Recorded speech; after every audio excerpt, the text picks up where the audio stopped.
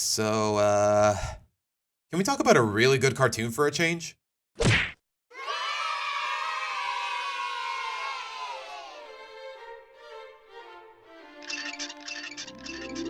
Well, guys, it's been a while since I last talked about Gravity Falls, hasn't it? What do you mean that's putting it lightly? Oh. Gonna be real, I forgot we had that. Yeah, even though all these years later, I still stand by the fact that it's my favorite animated show of all time. I never really got the opportunity to get into every detail like I wanted to. Probably because last time, it felt like everyone and their grandmothers was on the same bandwagon. And in terms of production value, this is not my best work.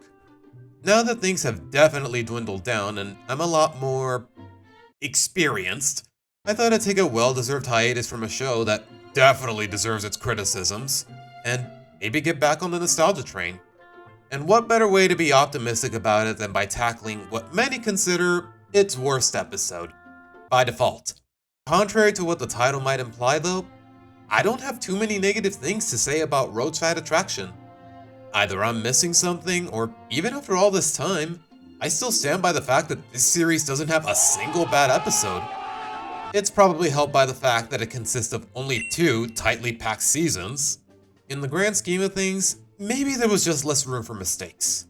With that being said though, it doesn't hurt to self-reflect and put some more thought into your stances every now and again. So today, I want to take a look at this one episode in particular, see if people have good reason for disliking it, and try to see if the minor grievances are justified. All the while, hey, look back and get some good laughs because, let's be honest, even at its worst, most of the show's comedy still doesn't miss. So, let's take a gander, shall we? Let's go! Okie dokie. 5 episodes left in the show, we met the author of the journals, the threat of Bill's cipher is looming. Literally nowhere is safe from his manipulations and power, except for the family household as far as they know. So, what's Grunkle Stan's first instinct? Hey kids, let's have a road trip around the state far away from home to vandalize my competitors. Yeah, 10 seconds in and we already have a problem. You'd think the guy with apocalypse preparations would at least humor the danger. I might have to ask this question more than once, but are we sure this episode was not meant to air sooner in the season? Because most, if not all of its plot holes would be patched up if that was the case. Hopefully you'll see what I mean as this review goes on. Speaking of earlier in the season though, apparently Dipper is still hung up on Wendy after she turned him down at the beginning of it.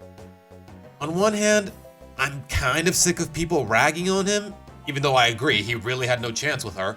But on the other, even though they did end things on good terms, I do buy it that in the canonical span of about a month, he would still be struggling with his heartbreak. So, as annoying as his perspective might seem, I get it. These kinds of things take time. In hopes of finding closure and moving on, or really just hoping to meet other girls, Dipper tags along on the road trip, and well, do I trust that this was a course of action he'd agreed to? He's 12 years old and naive in all the right ways, but it kinda seemed like he already did move on. I don't mean to make a mountain out of a molehill with Pacifica, but it kinda seemed like he already did get Wendy out of his head in that way. So I gotta ask again, was this meant to air sooner in the season? It's not like with the last video where it was too pivotal for character progression, but it still holds plenty of merit for their character development, especially on her end. Why are you talking about 12-year-olds getting together, Seabass? Yeah, this would totally be an uncommon occurrence. Get over yourselves. But anyways, first stop in, and while Mabel and her friends are doing their own thing, her dork of a brother is, well, emphasis on dork. Come here often? No, I'm a tourist. Haha, you're funny. My name is Dopper. You're a loser! So in hopes of improving his flirting, Dipper takes pointers from his con man of an uncle. Yeah, that ought to go well. He wins girls over left and right, but then he's spurred into taking them all for granted. Including and eventually, Mabel's friend Candy, who suddenly has a crush on him? It really came out of nowhere, but credit where credit is due, it makes for some good laughs. No. Yes. Coyotes sound a lot worse than I remember. So here we are at one last stop, and Mabel, ever the wannabe matchmaker for better or worse. Wait a minute, I thought we already agreed it was for worse. Dipper, maybe we shouldn't do this. I mean, every time we've played with people's fates, it's only made things worse. At this rate, I may as well have a counter. So anyways, Mabel and Grenda set them up, only for every girl Dipper won over throughout the trip to conveniently be nearby.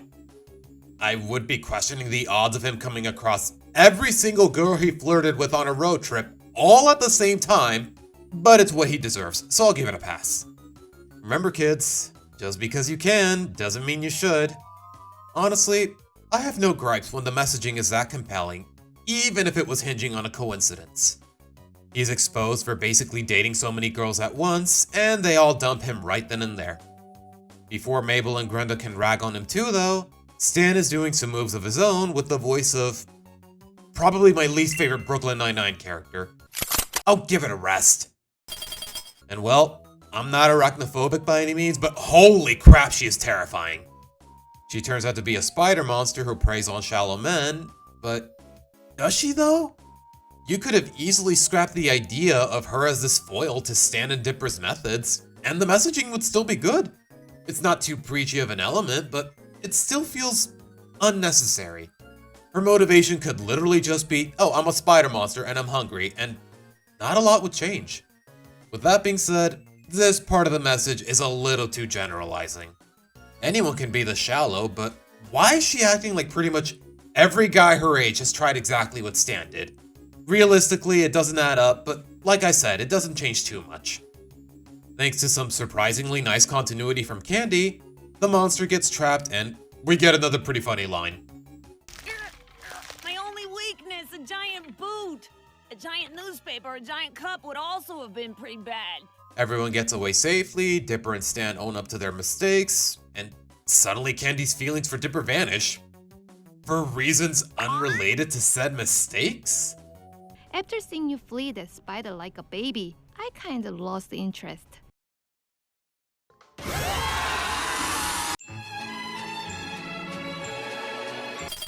Okay, now I'm just confused. If you're gonna spend a whole episode encouraging people to move on, at least try to be realistic about it, please. But anywho, all is well that ends well, except for the shack that just got counter-vandalized. Oh, also, Seuss accidentally got left behind. But it's funny enough to suspend your disbelief, so that's that. Yeah, I get it. This episode has some noteworthy problems. It falters at grasping real emotions here and there, it low-key messes with continuity and character progression, it distracts too much from the high stakes from previous episodes, and the messaging is a bit cluttered. But it's still really entertaining. The messaging encourages genuine honesty, to say the least. It's still funny and enjoyable, and like I mentioned, about half of these problems wouldn't even be here if the episode was just released sooner in the season. If you watch this show from start to finish, all you gotta do is watch before the Love God episode, and I'd say you're good. Do I see why people consider it the worst Gravity Falls episode? Yes, but what does it say when the episode in question is still this solid? And even then, I don't think I personally consider it the worst anyways. I think there's another aforementioned episode that has much bigger problems than this one ever did. And unlike here, I can't even pin anything on bad timing to start, but we'll save that talk for another time.